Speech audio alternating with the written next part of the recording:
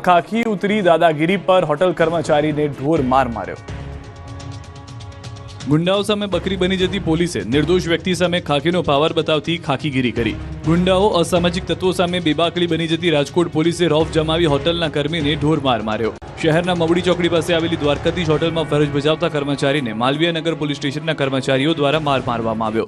હોટલમાં રોકાયેલા પોલીસ સ્ટાફના મહેમાન સાથે હોટલના સ્ટાફે કોઈ બાબતે રકઝક થઈ। આ રકઝક બાદ પોલીસ સ્ટાફ દોડી આવ્યો અને હોટલમાં પ્રવેશીને પોલીસનો રોફ દર્શાવી હોટલના કર્મચારીને બેશરમતાથી ફટકાર્યો। લાફાઓનો વરસાદ કરવામાં આવ્યો। પરિસ્થિતિ ગંભીર બનતી જોઈ પોલીસ સ્ટાફે હોટલ કર્મચારીઓની માફી માંગી અને વાત શમાવવાનો પ્રયાસ કર્યો। પરિણામે હોટલ તરફથી ફરિયાદ નોંધવાની કાર્યવાહી અટકાવી દેવામાં આવી। વડોદરામાં દંડ ભરવા મુદ્દે પોલીસ અને વાહન ચાલક વચ્ચે તૂતુ મેમે।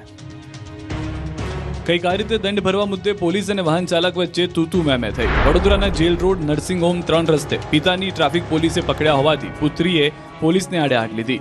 મહિલા સહિતના લોકોએ પોલીસ સાથે ઝપાઝપી કરી। પોલીસે મોપેડ ચાલકના 3 ચલણ ભરવાના બાકી હોવાનું કંઈ પકડ્યા। તેની સામે આરસી બુક પણ નહોતી।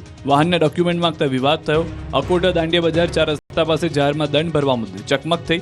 યુવતીનો આક્ષેપ છે કે પોલીસે ગાડીની ચાવી કાઢી લીધી। ટ્રાફિક પોલીસ કર્મીએ નશો કર્યો હોવાનો પણ આરોપ લગાવ્યો। મામલો વધુ ઉગ્ર બનતા રાવપુરા પોલીસે સ્થળ પર પહોંચી મામલો થાળે પાડ્યો। મદ્રેસામાં થયેલ ગેરકાયદેસર બાંધકામો દૂર કરાયા। 1500 ચોરસ મીટર જગ્યા ખુલ્લી કરાઈ। કઈક આ રીતે 1500 ચોરસ મીટર જગ્યા પર ખડકેલા દબાણોને ધૂળધાણી કરી દેવાય। વર્ષોથી ખડકેલા દબાણો હતા ન હતા થઈ ગયા। દબાણો પર બુલડોઝર ફેરવી ભાવનગરમાં મિશન સફાયો શરૂ કરાયું। ભાવનગર શહેરમાં વહેલી સવારથી મેગા ડિમોલિશન હાથ ધરવામાં આવ્યું। શહેરના અકવાડા નજીક આવેલી દારૂલ ઉલૂમ મદ્રેસાની જગ્યામાં આવતા દબાણો મનપાના દબાણ વિભાગ દ્વારા વિશાળ દળબળ સાથે દૂર કરવાની કાર્યવાહી શરૂ કરવામાં આવી। શહેરના અકવાડા વિસ્તારમાં દારૂલ ઉલૂમ મદ્રેસા જમીન પર ખડકેલા દબાણો હટાવાયા। જે મદ્રેસાની જગ્યામાં આવતા 6 ફ્લેટ, એક હોસ્ટેલની 7 થી 8 રૂમ, રહેણાંકના 6 ફ્લેટ પર મનપાનું જેસીબી ફેરવવામાં આવ્યું।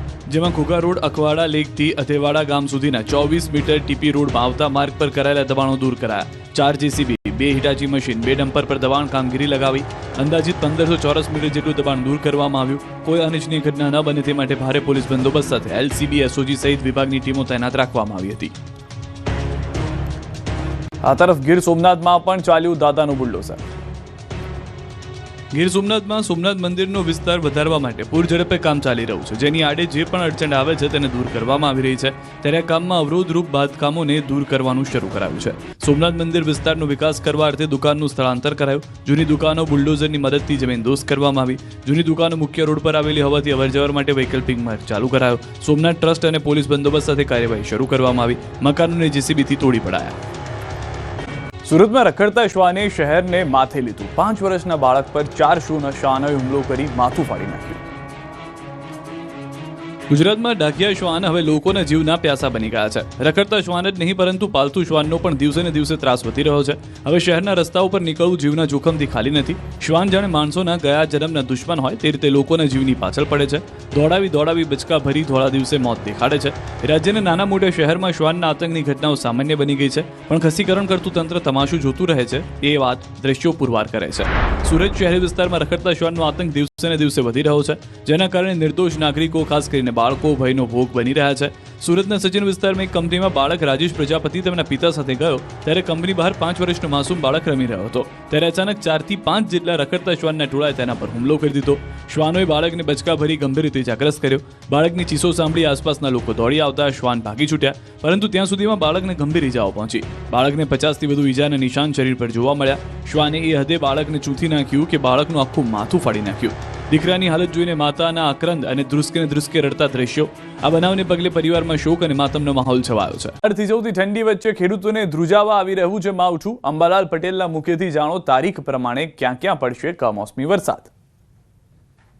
હાલ ગુજરાતમાં આમ તો શિયાળો ચાલી રહ્યો છે। કડકડતી ઠંડી પડી રહી છે પરંતુ ઋતુચક્રની ઉલટી ચાલ શરૂ થવાની છે। ખેડૂતોને ધ્રુજાવતી ઠંડી વચ્ચે ખેડૂતો માટે વજ્રઘાત બનવા માવઠું આવી રહ્યું છે। હવામાન નિષ્ણાંત અંબાલાલ પટેલે શિયાળામાં માવઠાના સંકટને લઈને આગાહી કરી છે। અંબાલાલ પટેલના મતે હાલ રાજ્યમાં બેવડી ઋતુનો અનુભવ થશે। 25 નવેમ્બરથી વાદળછાયું વાતાવરણ રહેશે। કેટલાક જિલ્લામાં સામાન્ય કમોસમી વરસાદ પડશે તો ડિસેમ્બર મહિનામાં વાતાવરણમાં પલટો આવશે।